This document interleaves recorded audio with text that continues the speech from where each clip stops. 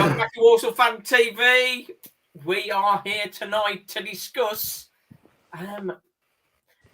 Mat Sadler's appointment. Obviously, we had all kind of different names, and then it was a bit of a surprise when suddenly Mat Sadler was top of the tree. Right then, we got some guys with us. Let's bring them on. We got John, Lee, and Lily. We got Daz and Gabriel Sutton. So I think we go to John first. Going to make sure you speak up, John. Initial thoughts when you heard Mat Sadler was going to be our manager for next season? Flabbergasted. Lee, first thoughts when you heard? Sort of 50-50 on the fence. Okay. Lily? The same, really, just a bit optimistic. Yeah. I think underwhelmed. Gabriel, I think you said underwhelmed, didn't you? That's Yeah. I think you want to give the fella a chance, because I think that's only fair. At the same time, though, like, it may absolutely be true that Mat Sadler is an incredibly talented coach. That might be the case. Yeah. Even if that's the case, I'm not sure that it sends the message from Ben Boycott's perspective that this is the start of a new dawn, a new era for Walsall. Normally you want an internal appointment when things have gone well, when you want some continuity, or when the caretaker boss has done so well that you almost can't give the job to anyone else. And, you know, I know performances have improved in the last 3 games under Sadler, but even then I don't think it's quite enough to come to that conclusion, really. So a little bit underwhelmed. I'd agree with that. Daz, first thoughts when you heard? First thoughts were, that's it, let's move forward. You know, there were some names I didn't fancy. There was a couple of names that were of interest. For me, it doesn't matter now. We move forward from it. Yeah. I think we heard about the Cowley brothers, and I think we all knew that was going to be a very expensive option, and they'd want to do their own thing. So I think that perhaps took them out of the race a little bit, perhaps. The Artell situation, I think the big falling out he had with Donovan Daniels at Crewe would have not been a comfortable start for him and a big player for Walsall. And then the Neil Collins situation, I don't think Neil Collins wanted to come from Florida. That would be a real big move, wouldn't it, to up sticks from there and again, that would have been a big risk. I reckon Walsall's the more appealing destination, to be honest, Si. Have you not been caught in the rain today, then? I love the Walsall oranges. They're great. That's it. Oh, that's it. They're rusty apples. You're looking at. I think what strikes me as a little bit strange is, if they were that happy with Sadler, why did they have to talk to all the other managers first? Is that Simon? Because obviously Ben Boycott's statement last week where he said he's going to an in-depth process of looking at other factors than just like picking a name. He's going to look at the process behind that, where he's going to go a little bit more in depth into the character and if it fits and aligns with what Ben Boycott sees as the vision. I think if a lot of people are just, Ben Boycott had just turned around and said at the Doncaster game, or straight after the Doncaster game, Mat Sadler is going to be the new manager, then I think more people may have been more upset, because obviously the process Ben Boycott was talking about, he probably wouldn't have gone through it, because it's gone like 2-3 weeks' time. You can turn around and say, well, I've gone through the process, we've had the final interviews, and looking at all the criteria I've set for my sort of vision of the club, Mat Sadler was the best candidate in that situation. Hence, Mat Sadler is the manager. Yeah, I think whether we agree or disagree with that is like by the by, really. That's what Ben Boycott sort of said he's done, and you've got to take him by his word. And now Mat Sadler's the manager. It's strange that they've looked at all the other managers and seeing how successful they've been, and the successes they've had getting clubs promoted, and then he's changed his mind to go with an unproven guy. I think, as Gabrielle just said, I think that's true to a In certain his caretaker games, yes, we've played much better breed of football, which is a massive plus for me. Yeah. But it wasn't significant enough in those 3 games to say an absolute, yeah, he's our man. I would argue though, Si, that it's probably a positive that it's taken a month, because it does suggest to me that there has been a due process. I've spoken to 1 or 2 managers in the game who have been interested in the Walsall job, so there definitely has been a conversation and an interview process. So I think Ben Boycott was truthful when he was saying there was a full and thorough process to appoint the next Walsall manager, and I think I'm not sure it's the decision that I would have made if I was in Ben Boycott's shoes, but I think at the same time I can probably respect that there has been a full and thorough process. Yeah. The fact is, as much as the other guys had got some good CVs of promotions, they'd also got sort of pretty big failures on their CV as well. There's no guarantee that people are going to be successful. And Mat Sadler knows the club, knows the players. And as Daz mentioned, he's the guy now to move forward with. Daz, so what's his biggest challenge, you reckon? I think his biggest challenge will be bringing everybody together. The meltdown yesterday, when he got appointed, was pretty significant. I think he's going to need a fast start. Otherwise, people are going to have the knives out straight away. Some people think he's a cheap option. Some people think he was the soft option. For me, they went through a recruitment process. They identified the right man, but he's going to have to get off to a quick start. Yeah, I think we've got a large part of the team. So we'll talk in a little bit about the retained list. But I mean, he has got pretty much most of the squad all together now. He needs some additions, obviously. For me, I think that there's 2 things that I'm sort of concerned with. He absolutely needs that experienced head alongside him, and it looks like Richard O'Kelly's not going to be sticking around. So that's a big concern. But secondly, and I think this might sort of strike a tune with some of you guys. Have you seen his interview, Sadler, when he's talking about sort of taking care of the players and helping to improve their careers and all that business? But he's a very sort of friendly manager, and the term poacher come gamekeeper is always a difficult transition when you've sort of played alongside players. And yes, he's been a coach for a while, but he could put his arm around people before, but now he's the main man. That's a big transition to be the one that's got ultimate responsibility. So that's, I think...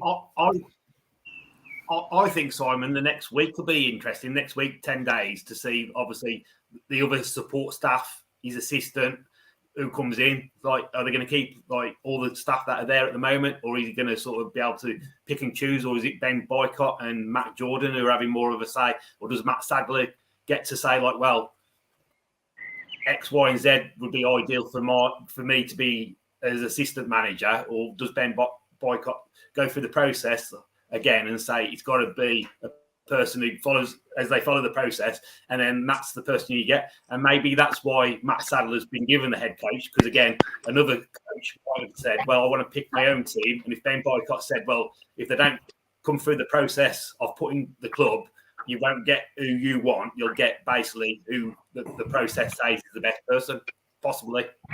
You're going to be careful he's not just a puppet then, haven't you? Yeah. But I think that's happened at some clubs before, where this sort of systems worked before, hasn't it, in certain places? So for me, Sadler has to be able to pick his number 2. I think it's really important that he decides on who he wants. I think he needs somebody he can rely on 100%, in the same way that he kind of immediately went for O'Kelly. The other thing about the O'Kelly situation, I don't know, he's not coming back. is there was no threat to him as a manager, and I think he needs to be looking at the same kind of appointments, experience, somebody he trusts implicitly, and somebody who's not going to overshadow him in his position. Yeah, you're referring there to Neil McDonald, the ghost. Well, yeah, but with Taylor, I mean, Taylor picked McDonald and obviously never listened to him. Somebody mentioned him last night. The first thing when Taylor got sacked, the first thing McDonald did was change the system. Yeah. You know, Taylor was too welded to his own opinions to benefit from a number two, in my opinion. But Neil McDonald, though, surely with his experience and nous, would have been very clear and demanding for him to wake up and smell the roses. If Taylor was listening. But I mean, even if, like, we've all had managers that haven't listened to us, and it comes a point where you actually sit them down and say, you got to listen. Yeah, but still I listen. It's a difficult one.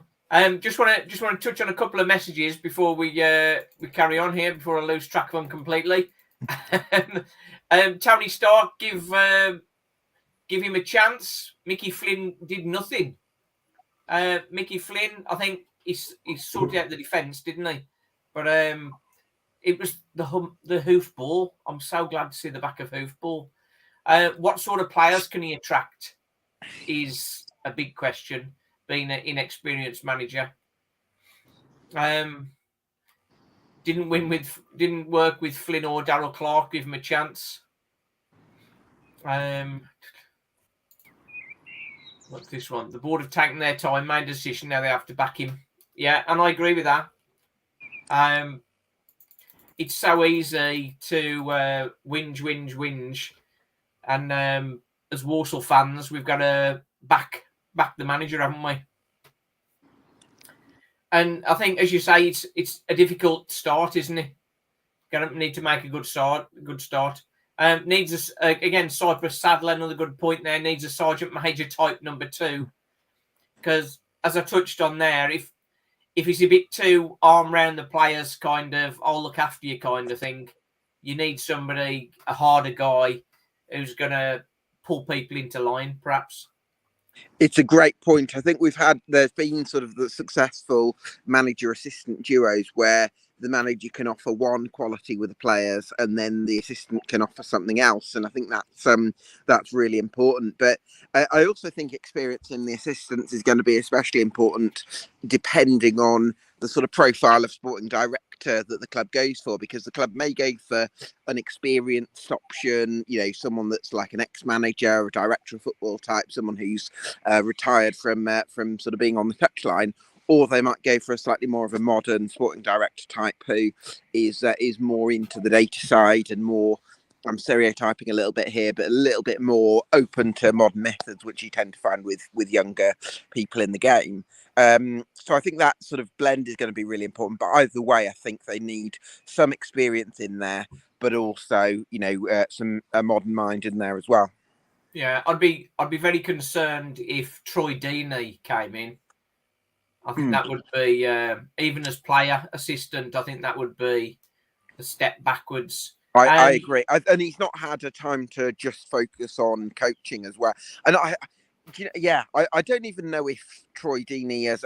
I think he's a very good speaker, but sometimes the best coaches and leaders and managers, they're not necessarily the ones that are talking all the time. They're actually the ones that are actually a little bit more reserved at times, but then people listen at key moments. So yeah, I'm not sure about Troy Deeney. I don't know if that would be the best move for the club. Yeah, no, I agree there. What's your thoughts on that, Lee? I think it depends on what Troy Deeney wants to do. I suppose if he just wants to concentrate fully on coaching, then it could be a possibility. But if he wants to play as well, then you sort of got that problem again at sort of even at League 2 standard, where one of your coaches is playing. If he makes a mistake, and then one of the other players makes a mistake, and he gives them a bollocking, they can turn it around and say, "Well, you're not playing that well yourself, are you? So look at yourself before you look at me. But it does happen, that doesn't it? That sort of player coach sort of role. But I think probably Deeney. I think Deeney probably, once he's totally finished playing, he might want to go sort of a director of football, or more of a technical sort of role at a club somewhere. So probably wouldn't suit Walsall at the moment. But I suppose I've just seen somebody put like sort of Martin O'Connor as a suggestion. I suppose somebody along that sort of mould who sort of gets the respect from the players straight away could be handy. But obviously, hopefully we'll find out in the next week, 10 days. Well, I think from my perception is that Mat Sadler is the calm thinker. So as Gabriel just said, alongside the calm thinker, you need somebody who can scream. I mean, I don't even know if it's someone who can scream, because I feel like modern management is going away from the sort of the 90s Barry Fridays a little bit. So I almost feel like you need someone who can be strict at times and be honest and straight to the point. But I don't necessarily think that you've got to be able to scream and shout at players, because I don't really feel like the modern footballer actually responds that well to that kind of management. Yeah, I know what you mean. I think maybe not the screamer, but the hard man. That's Sure. what I mean. Yeah, the Mike Flynn kind of character that has his sensitivities, but is also quite a hard guy. Question here from John Guttridge. Is it a cheap option, and do you think it's going to boost season ticket sales? I think I know the answer to that. Daz? Hang on, you're on mute, mate. Is he the cheap option, and will he boost season ticket sales? Was that the question? Yeah. I think the cheap option is an unfair label to put onto him. He feels like they went through the right recruitment process. They did their due diligence. For me, whether he was cheap or expensive, they decided he's the man to go forward with. So we need to go forward. In terms of season ticket sales, I don't think he's going to put 1,000 on the gate. No. But there's not many that will. No, I suppose you're right. We had some good a good attendance end of last season, didn't we? That was quite positive. You know what will get the attendance moving is winning games. That's what people come to see. And winning games will get the attendance up, and an attractive football will keep them there. Want to go to Lily. How long do you think we should give him before he gets this champagne football rolling? I think you've got to give him enough time, because, like, even though he's not really experienced enough, it's still unfair to say that he's going to be a bad manager when we don't know. So I'd say I don't know. I'd say around I don't know. You think Christmas time-ish, maybe? Yeah, I think you've got to depend on whether you see progress towards it as well. Yeah, well, I suppose we could say Mike Flynn had 18 months and that we were now further forward. Just a quick one on that, Simon. I think he mentioned it today in one of his interviews. I think it was either the first one or the second one when he was saying, thanks to Kinsella, he was talking about getting on the front foot and being attacking and more. Yeah. And I think we sort of saw a little bit of glimpses of that in the 3 games he had. Obviously, it's only 3 games. And obviously the first game he basically had 2 days after Flynn left the building. But I think you saw it a little bit more against Doncaster, where we was trying to get a bit more forward, passing the ball through midfield instead of just hoofing it. And the players looked a little bit more, the ones that are staying, looked a little bit more engaged and a little bit more up for it. And so I think, like Lily said, I think you're going to have to wait and give him time. I think whatever happens, I think Ben Boycott's going to give him all season, unless we really look like we're going to be in the bottom 2 or close to being the bottom 2. But I think even if we like around 16th again, I don't think come next May Mat Sadler will be getting the sack unless it's absolutely really gone downhill big style. I think Ben Boycott's going to try and give Mat Sadler as much time to incorporate the changes that are needed, and obviously looking at some of the players that may come in over the summer may help that to be a faster process, or it may take more time if we have a few more younger players that come into the club, and you're just going to have to give them experience and time. And I think that's probably going to be, but like Daz has said earlier, I don't think he's got a lot of time with the majority of the fan base, because a lot of the fans are unhappy with obviously Sadler being appointed and a few other things that are happening at the club. Yeah. So he's going to try and get wins as well, which I think he's going to struggle, but hopefully he doesn't. I've got to shoot off, folks. Thanks for having me, and all the best for the Sadlers. Nice one. Cheers, Gabriel. Cheers. See you. Cheers. What do you think, Johnny? I think at the end of the day, it's going to. It's what players come in the close season or close to the I say the man wants the tools, so tools to him has got to be players and the right sort of players. I think that's spot on, John. Ozzy's just made a comment there. Players who can carry the ball from midfield. But I think we started to see that with O'Shea McKenty and Tommy Knowles. But it's those ball carriers, as Dean Smith used to refer to them as. So, but like we sort of at a point now, we're sort of thinking with the players that have been released, there's a lot of the budget being freed up to bring in some quality players. But even on that, Simon, I think if you look at Ben Boycott's sort of statement, along with making Sadler the head coach, there's a little bit in there where he's mentioned he is going to back Sadler. So obviously you've just mentioned some of the players that have left, and that's freed up some of the budget.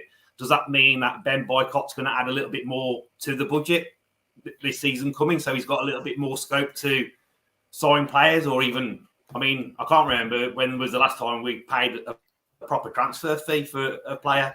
I think the last one might have been Devante Rodney, wasn't it? When it was like sort of a undisclosed fee or something like that. But yeah. No, Knowles. We haven't really. Tommy Knowles, yeah. Sorry, Daz. Tommy Knowles, yeah. But I think reading what sort of Boycott said, he's sort of said he's going to back Sadler again. What does that mean in real terms? I suppose we just have to wait and see when players start entering the building, and if we get any players that we actually buy instead of just relying on free agents or sort of people that are out of contract. It's getting the quality in the build, as you're saying. It's getting the quality in the building. That's going to make the big difference to season tickets. If DJ was to roll up, then that would sort of everybody would suddenly have a big smile on the face, wouldn't they? That would be a boost, wouldn't it? Yeah. If he's the answer, I had a chat recently with a Leyton Orient fan on the channel how Leyton Orient did it, and we talked about Connor Wilkinson, and I got the same from him. Really, he quite liked Connor Wilkinson, but the laziness sort of thing has sort of shone through. But Danny Johnson, he said, in all the time he's known about Danny Johnson, he's always been good first half of the season, and not so good after Christmas. So maybe we got the best out of him. I don't know. So when we talk about Mat Sadler, I think the key things, who's going to be his assistant, and is he going to get the support? Daz, any thoughts on the assistant? I'm going to make people shudder. Okay. When Mat Sadler left Walsall 10 years ago, he went to Crawley, and he cited Crawley's manager at the time as one of the biggest influences of why he went to Crawley. He wanted to play for this particular manager. And that manager was Sean O'Driscoll. Okay, yeah. Told you I was going to make you shudder. And whether it's O'Driscoll or not, that kind of type of person, somebody who's done a bit, kind of won a bit, is nudging over the other side of the hill. I think that's the kind of person. But Sadler definitely went to Crawley to play for him, and left when he came back, and left when he got the sack. So I think, like people say about Mat Sadler, he's sort of inexperienced, but we've got to remember he's been in professional football and round a lot of clubs and worked with a lot of managers. So you do pick stuff up from that, and he is a smart guy. He's now sort of just a battering ram bruiser. He's an intelligent guy. You can tell when you listen to him talk. So maybe there is more to him than perhaps some are giving him credit. I think he's got a lot of respect from everywhere where he's played as a player, Simon. And again, it doesn't necessarily mean you're going to transfer and be a good coach and everything else that goes with it. But I think you just got to sometimes give a person a chance. And obviously, if you give them the right surroundings and the right support and they feel happy, it's like any sort of walk of life. If you feel happy in your job, you tend to perform better, don't you? So right, yeah. I think it's a process. Obviously, he's happy to have the chance of being the head coach. And again, we don't really know everything that's discussed behind closed doors, because if we remember, Flynn was looking forward to the summer because obviously some of the things that got mentioned by Ben Boycott. So obviously now Mat Sadler is the main man in that position. So let's see what Ben Boycott's got in store for us and see how much he's really going to back Mat Sadler, and then see what players he brings in and what budget he really has got to play with. I think he'll attract players to come and play for him because I think, like I said, wherever he's been, he's got respect from wherever he's been. I don't think there's a sort of a bad. Right, yeah. He hasn't been anywhere and he's left with like a bad taste in his mouth, or people have been glad to see. I think he's a good respect. He's a good, respectable guy, isn't he? He's a good, respectable guy, and we wish him well. Obviously, Matt Taylor, we thought he was the good guy like that, and it didn't quite work. But having been around Matt Taylor, he knows to learn from somebody else's mistakes, of course. Question here from Pete Green. Did he have the final say on the release retain list? I think he'd have definitely been involved in that, wouldn't he? As the main guy in the building does. And again, I think. Goalie. Yeah. Oh, sorry, Daz. I think on some of them, Simon, I think somebody mentioned it already. Some of them retained release, let alone the classed as released. It doesn't mean we've offered them a contract, because obviously, for example, Manny Month, if the rumours are correct that he's going to Wrexham, and he's already sort of said to the club he's going to go to Wrexham, would Walsall even bother offering him a contract? Because the money, well, they don't now. That's their way. We've seen that before, and I think Liam Kinsella has probably had offer from somewhere else, but that's a very emotional one for a lot of people, Liam Kinsella. But I think when we discussed it before in our fan chat, I think it was you, Daz, that said, "Do you see us getting promoted with Liam Kinsella in the side?" And as hard as it seems, sometimes you have to let people go, even though you love them. And I think he'll be better for it. It's not a million miles different to when Andy Butler left. Andy Butler was obviously a really big figure during his time at Walsall, and he chose to leave in the end. And if you remember, we had to go back and get him for a short period of time, and then you kind of got James Chambers dropped in there, and then O'Connor and Downing got there. And as painful as it was to see Butler leave, and you think that's left a massive hole, it was an opportunity to improve. And this is one of those moments now. This is a real opportunity to move us forward. Mentioned there from Brendan Hayden, Sadler's Premier League experience as well. So I think people forget that he has been round. He's been round and about for a long time. He's not just somebody who's just been given the job, like giving it to the physio kind of thing. I think we've moved on from that, even though my memory of John Whitney is not as bad as many years.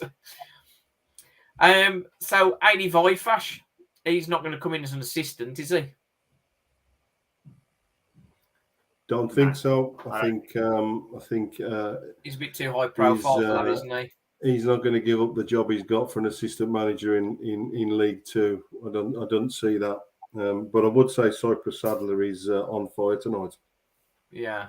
His comments. Yeah, I think as Siggy's just saying there, because I introduced him to Liam Kinsella, he was dead chuffed when he came over, and he's a great ambassador for the club and great servant to the club. So round of applause for all he's done. Somebody asked me a question earlier. Could Kinsella play at a higher level? I'll take that one to Daz. In fact, let me just help you a bit. Could he perform in a championship team? Scottish Championship. No, absolutely no. No. I think he'll probably end up back in League Two. If he ends up in League One, well done to his agent. If he ends up in the Championship, I might actually sign for the same agent because I reckon he could get me a game in League Two then. Oh dear, that's good. Lee, would you agree with that? Yeah. Again, I suppose it depends on sort of the team he's going to go to and the style of play. I mean, could he go to a League One club that's sort of so he's a squad player, but then would he really want to be doing that? I think where he goes, obviously you're never guaranteed first team football, but I think he would want to be playing week in, week out. So he's probably looking mainly at League Two, I would imagine. I think given his service to Walsall, which has obviously been very good, and when we looked at the wages before, that with the perceived wages, he was on one of the lowest wages for Walsall. So it could be a big money move kind of thing for him, and he'll deserve that if he gets that. And would Mike Flynn want to take him to Swindon as part of their defensive hoofball sort of build-up? Possibly. Because is it Johnny Williams that is leaving Swindon? So he could be the replacement for him, couldn't he? Hey, possibly. Looking at the other players that have been released, there's one player that you guys convinced me should stay, and I was right, wasn't I? Jacob Maddox. I said he'd be on his way. So that's a shame, really, I suppose, in some respects. But just I was looking what players we have left, it sort of promotes Ram higher up the pecking order by letting Maddox go. So it could be that's part of the reasoning behind that, to sort of create a gap for Ram to come into a regular sub spot, perhaps. Yeah, I think we're going to have to concede that Maddox one, Lee. He's Simon's won one there, mate. That's only one. Hayden White, are we sad to see Hayden White? But again, that's on that one on Maddox. Maybe Walsall had offered him a contract and he got offered a better contract somewhere else. I thought he was phenomenal in November, December. But he went missing when things got really tough. When that February, March, April kind of, we hardly saw him. Hayden White, you mean? Well, no, Maddox. Oh, Maddox, yeah. I can see Hayden White. Again, on his day, he's good, isn't it? What do you think of Hayden White? Not Swan, John. He's one of them players. Like you've got him there, and he's playing well. And the next game you go to, you're just wondering when he's going to put a new spark plug in. Well, I think he's fired up by yellow cards, I think. We got Rob with us. How you doing, Rob? I I'm good. Are you? You We're right? good. I'm glad Rob's joined us. Rob is raising some money for charity. Can you just give us a plug and before we get into things, just tell us about that? Yeah, it's fine. So, raising money for Acorns again. Long story short, there was 4 of us who did a walk 2 years ago between all of the hospices. So we left Walsall, started a clock. We had 30 hours to get. Originally, it was 30 hours to do 100 kilometres, but we had 30 hours basically to get back to Walsall, if you like. Went from Walsall to Worcester, Worcester to Selly Oak back to Walsall. We did it in 29. If you include the breaks, the clock was continuous running. If you include the breaks, we did it in 29 hours 15, I think. Took the breaks out, it was 24 hours and 7 seconds. So we're doing it again this time, the other way around. Walsall to Selly Oak to Worcester, Worcester back to Walsall. But we've got a 24-hour clock this time for the whole thing instead of 30. So it's about 72 miles. I think we did 116k. And it's just literally we're starting at midnight. I think it's 2 weeks tomorrow. Start at midnight. The aim is to be back in Walsall for midnight Sunday morning. And yeah, it's just straight walking. You'll fly through that, mate. Yeah, for a little bit. And then it Certainly starts you to get a than bit me, painful. to be honest. I've contributed, and it's in the description for the video. So if anybody wants to contribute as well, that would be good. And you've got a bit of a prize as well for some folks. Not that I would ever win anything, so it won't be me. So yeah, spoke to somebody at the club yesterday. They've given me a voucher for 4 people to basically go to the match day hospitality kind of thing. So it's 4 people. You get 2-course meal and match tickets for a game next season in the league. Whoever wins that, there's a load of contact details for the person they need to speak to sort it out. The Just Giving link, I think you said, is on the bio. So yeah, if people want to enter, it's gonna carry on for a while. But yeah, for every £10 that's donated by a person, leave your details. You'll get an entry, and then at some point, I can't think of the date that I've said, but I've set a date, and it'll be drawn, and the winner gets the voucher and can go and have some food and watch the football if they want to watch the football, or if not, just stay in the bar. Right then, that's good. So what were your thoughts when you first heard about Mat Sadler getting the permanent role? Wasn't too surprised, to be honest. I'd heard a few bits and pieces. Don't know how true it is, but I've seen that out of the people that are interviewed, he's potentially the only one that was happy for Matt Jordan, I think it is. Is it Matt Jordan? Yeah. Matt Jordan, yeah. To have like the final say on transfers. So I'm not sure how much involvement, if it's true, I'm not sure how much involvement Sadler's got in actually picking the players. I think it's going to be more, if what I've heard is correct, then it'll be more like a Chelsea type thing where the players are bought in for him based on certain stats, and then he's told to kind of manage them. Work with them, got you. That's probably what counted some out then, perhaps. Yeah, I think. Sorry, I was going to say, in terms of him being appointed, I know people aren't too happy with it, and some are, some aren't. But you've got to give the guy a chance at some point. I understand that potentially, if we've got it wrong, it could be catastrophic if we go down. But on the other hand, we've appointed experienced people who know the league, and we're going nowhere fast with it. So,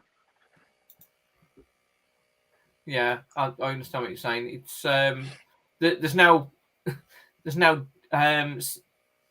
perfect role. Is there's no guarantee that somebody you pick just because they've been successful elsewhere doesn't mean to say they're going to be successful. As you say, though, it's one of those. If this doesn't go well, we could be staring at the trapdoor, which would be absolute catastrophic, really.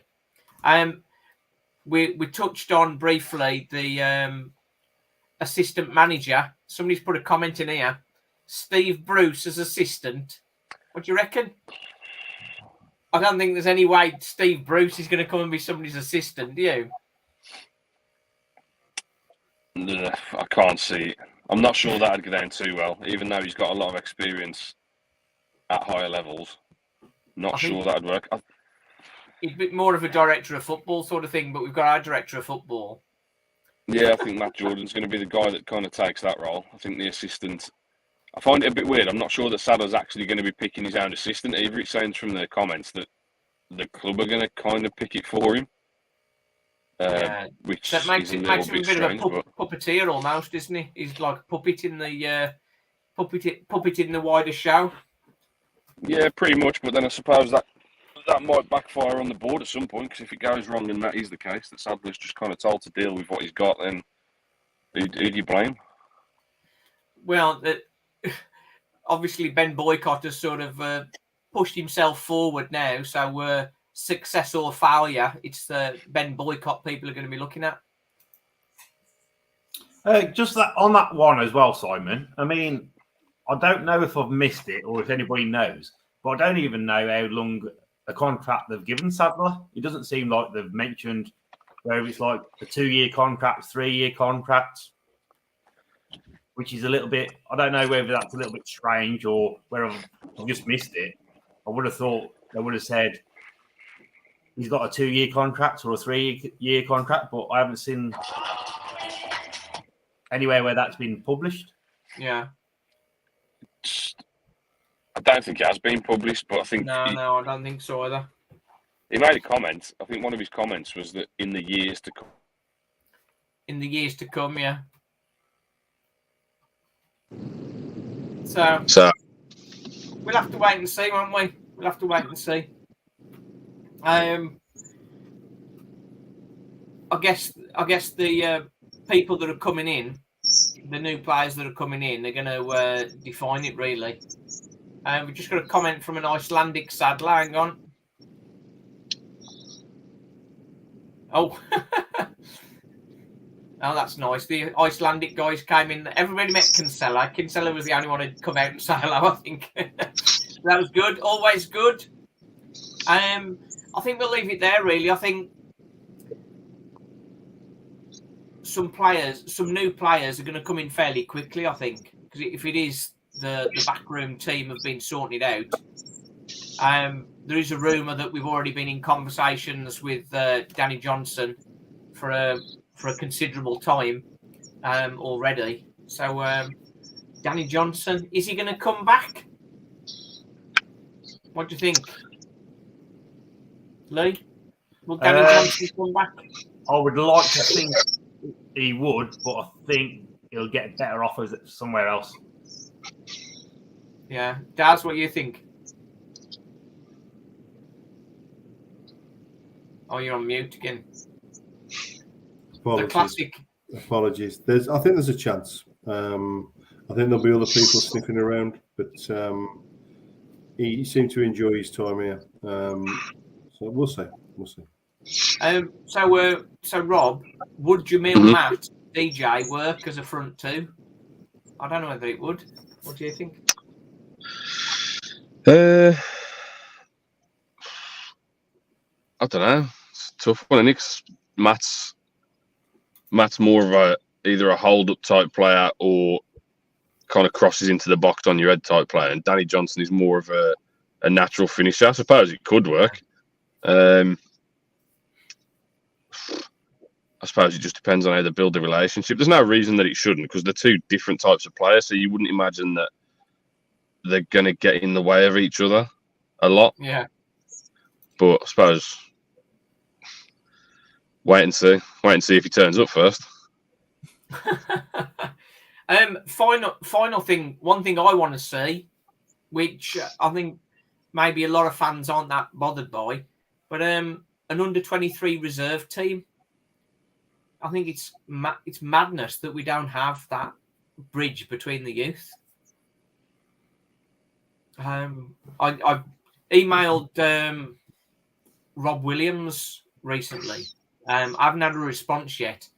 It was a very polite email, but sort of raising questions about sort of what's happened with the likes of Shea Willock and I forgot his name now. The midfielder. What's his name that appeared and disappeared again? Oh, Shaw. Yeah, that's it. Shaw, Jack Shaw. Yeah. because he got through to the first team and then he's just disappeared without trace. Same with Rio Sawyers. It's like they've all gone backwards. And on the interview that they subsequently did after my letter, which I did have a message from the media team to say that the interview had happened before the letter, but so it wasn't a gut reaction to my letter to him, which is good in some respects. But where's the development of the players? They were trying to say there was development of the players, mentioning Barrett and Marv appearing in the first team squad, and Ram 15 appearances. I'm not. Is there an under-23 league that can enter? I think that's probably the first thing. EBPP has really changed the dynamic in the kind of from 16 to 21. The Premier League teams have got it sorted out amongst themselves. In They many got ways. the I'm EFL not sure too, there's Premier League too. necessarily a league for them to enter that would be beneficial. Well, I think there's got to be some league we can play in, surely.